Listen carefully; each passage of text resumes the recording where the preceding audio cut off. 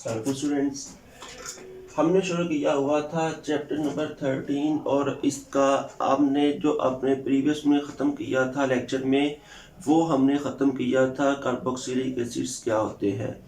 आज हम carboxylic acid की आगे एक एग्जांपल दो के है एसिटिक एसिड, इसको डिस्कस करते हैं। एसिटिक एसिड का हमने फार्मूला किया है कि एसिटिक एसिड का फार्मूला होता है CH3, इसके साथ आ जाएगा C डबल बॉन्ड O और OH। इसको आप U भी राइट करते हो, CH3 C डबल O और इसको आप H के साथ भी यूं शो करते हो। अब इसका जो कॉमन नाम होता है, इसका डाइल्यूट सॉल्यूशन जो है उसको हम नाम दे देंगे विनीगर। उसका क्या नाम होगा? उसका नाम होगा विनीगर। और आगे जब आपने इसकी प्रिपरेशन के स्टेप्स करने हैं तो प्रिपरेशन के स्टेप्स के अंदर आपने ये कहा था कि अगर हमारे पास होगा अल्कोहल की हम कर देंगे ऑक्सीडेशन तो ये कन्वर्ट हो जाएगा कार्बोनाइल कंपाउंड में, और अगर कार्बोनाइल कंपाउंड की फर्दर ऑक्सीडेशन कर देंगे तो कन्वर्ट हो जाएगा कार्बोक्सिलिक एसिड में। अब देखें जरा, आपके पास ये एक कार्बोक्सिलिक एसिड है, ये एक आपके पास अल्कोहल है, इसका नाम होगा इथाइल अल्कोहल। इथाइल अल्कोहल की हमने करनी है ऑक्सीडेशन। कैसा करना है? ऑक्सीडेशन किसकी मौजूदगी में? K2Cr2O7 और सल्फ्यूरिक एसिड की मौजूदगी में। इन दोनों की मौजूदगी में हमने इसकी करनी है ऑक्सीडेशन, तो ये कन्वर्ट हो जाएगा एक कार्बोनिल कंपाउंड है जो कि एसिटाल्डिहाइड है। इसका नाम क्या है? इसका नाम है एसिटाल्डिहाइड।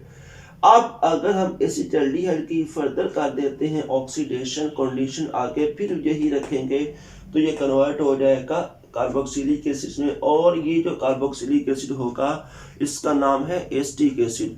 इसका नाम होगा एसिटिक एसिड। अब इसके बाद नंबर 2 पे हमने इसको तैयार करना है फ्रॉम सायानाइड। इसका नाम होगा अल्काइल सायानाइड, और ये भी आप पहले बात कर चुके हो कि अल्काइल सायानाइड से इसको कैसे तैयार करेंगे। तो ये हमारे पास एक अल्काइल सायानाइड है, इसकी हमने करवानी है हाइड्रोलाइसिस एसिड की मौजूदगी में। क्या करना है? हमने इसकी हाइड्रोलाइसिस करवानी है किसकी मौजूदगी में? एसिड की मौजूदगी में। तो आगे इसमें कन्वर्ट हो जाएगा, उसके बाद फर्दर हम हाइड्रोलाइसिस करेंगे जब उसकी एसिड की मौजूदगी में, तो कन्वर्ट हो जाएगा कार्बोक्सिलिक एसिड के अंदर, और ये वाला होगा एसिटिक एसिड।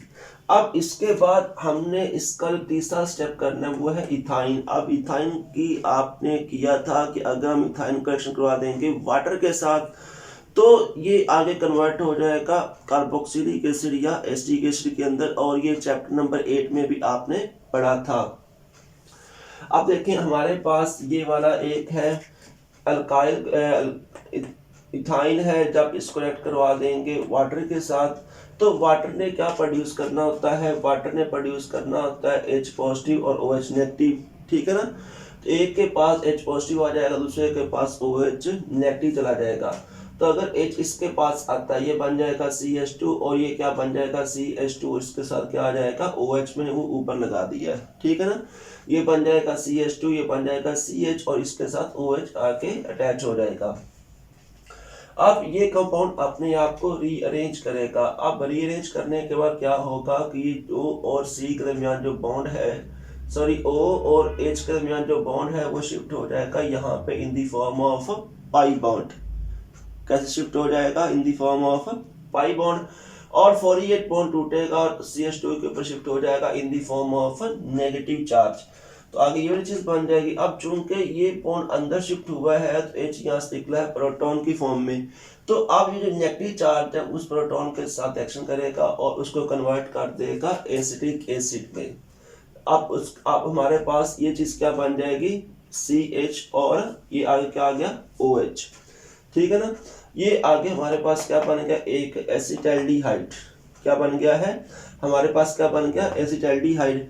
अब एसिटाल्डिहाइड की जस्ट आपने करनी है ऑक्सीडेशन। क्या करना है? ऑक्सीडेशन कंडीशन आपने इसको यही प्रोवाइड करनी है। क्या करना है? कंडीशन आपने उसको वो वाली प्रोवाइड करनी है K2Cr2O7, इसके साथ क्या आ जाएगा? H2SO4 आ जाएगा।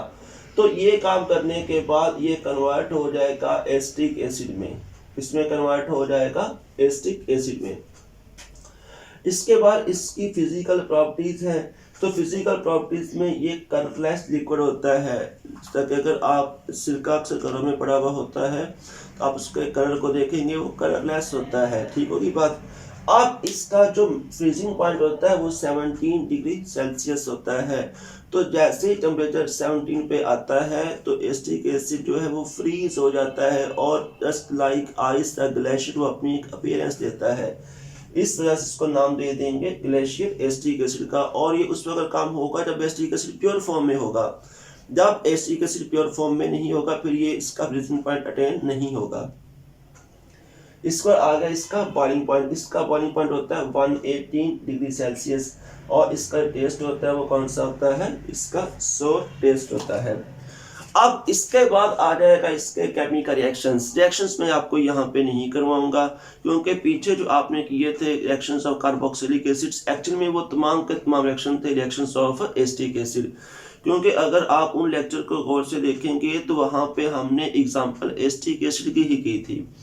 तो एसिटिक एसिड के हमने पीछे रिएक्शन की है amide formation, ester formation, SOCl2 के साथ रिएक्शन। तो ये सारे के सारे पहले आपने कर लिए हुए हैं। अब इसके बाद क्या आ जाएगा यूजेस ऑफ एसिटिक एसिड। तो इसके यूज में पहला आ जाएगा manufacturing of the plastic polyvinyl acetate. Polyvinyl acetate एक पॉलीमर है, प्लास्टिक को बनाने में इसको इस्तेमाल करते हैं। In medicine as the local irritant as solvent, इसको सॉल्वेंट के तौर पे भी इस्तेमाल किया जाएगा। In manufacturing of the pickle, अचार वगैरह को बनाने में इसको इस्तेमाल कर देते हैं। और बल्कि इसका एक और हम घर में इस्तेमाल करते हैं कि खुराक को फ्लेवर देना हो, जो कुकिंग हम करते हैं उसको अगर फ्लेवर देना हो तो वहाँ पे भी हम एसिटिक एसिड को इस्तेमाल करते हैं। तो ये जो हमारा काम था एसिटिक एसिड वाला मुकम्मल हो गया। हम इंशाल्लाह अपने नेक्स्ट लेक्चर में करेंगे अमाइनो एसिड्स के बारे में।